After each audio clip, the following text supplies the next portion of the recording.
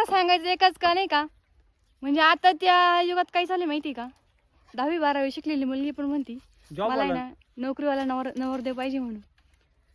अहो पण शेती जर केली, पण शेती पण अशी केली का नाही तर बायकुल द्यायचं वावरात बिलगून, तू हे कर काम आणि मी आलो गावात जाऊन, अशी जर शेती केली तर मग त्याच्यात काही खरं नाही बरं का. दोघांनी जर बायकोनी खांद्याला खांदा लावून जर काम जर केलं ना, तर प्रत्येक गोष्ट ही नाही का सोपी होती.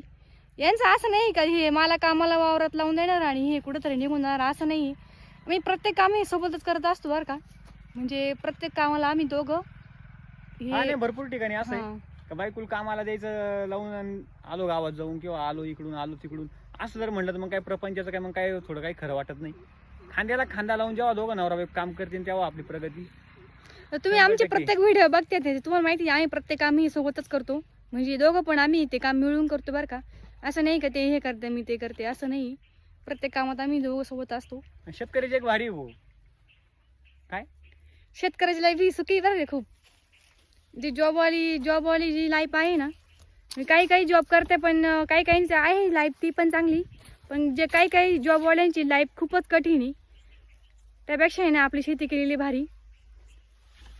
मुलींनो शेतकरी नवरा हा एकदम बेस्ट आहे. तर मग आता आम्ही मका गोळा करतोय. चला तर मग आता आम्ही हे मकाचे कणस गोळा करून घेऊ.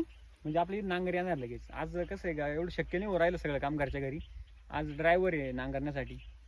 तर मग कशी काय वाटते तुम्हाला आमची शेतकऱ्याची लाईफ? कमेंट करून आम्हाला एकदा नक्की सांगा. व्हिडिओ आवडल्यास लाईक करा, शेअर करा, कमेंट करा. धन्यवाद. तर आपलं आता आहे ना इथे मकाचे कणस गोळा करायचं काम चालू आहे बरं का. तर ही आपण जी मकाचे कणस जे काढले ना त्याची मका आपण घरच्या घरीच सुंगून याची कुटी केली घरच्या घरीच. तर आहे ना आपलं मुरघासाचं काम ज्यावेळेस चालू होतं ना त्यावेळेस खूप पाऊस होता आणि त्या पाऊस आल्यामुळे आपली थोडीशी मका राहिली होती, मग ती आम्ही आता घरच्या घरीच वाळल्यावर पूर्णपणे काढून घेतली. अगोदर कणस काढून घेतले आणि त्यानंतर कुटी बिटी करून आता घरी नेली आणि आता हे कणस आम्ही गोळा करून राहिले. तर या वावरामध्ये आपल्याला आहे ना गायांसाठी घास करायचा आहे.